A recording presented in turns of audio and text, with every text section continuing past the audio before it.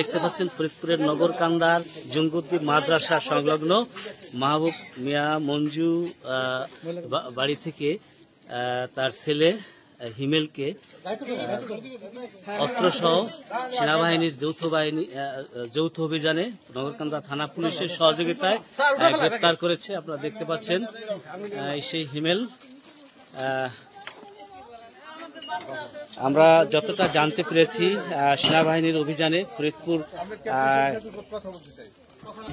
Captain Tanvir আহমেদের নেতৃত্বে একটি চৌকস সেনাবাহিনীর একটি টিম এবং নগরকান্দা থানা পুলিশের সহযোগিতায় অস্ত্রসহ বিভিন্ন আগ্নেয়াস্ত্র সহ রামদা চাপাতি সহ গ্রেপ্তার করেছে।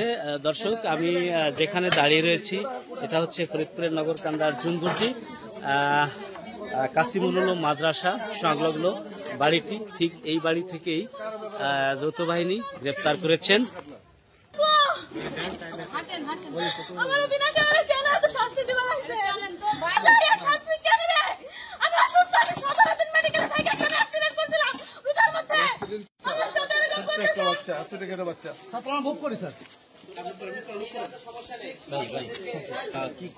আচ্ছা, আপনার হাতে যে অস্ত্রটা দেখতে পাচ্ছি এটা কি এই বাড়ি থেকে উদ্ধার করেছেন? আসলে এটা সেনাবাহিনী আর নগরকান্দা থানা পুলিশের একটা যৌথ অভিযান ছিল।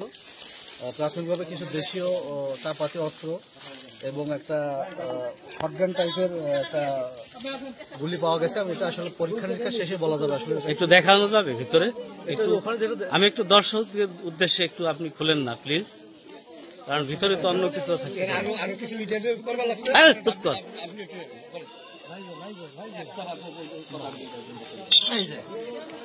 এটা একটা আপনার এয়ার গান টাইপ, এখনো আপনার সাইজ লাগানো আছে।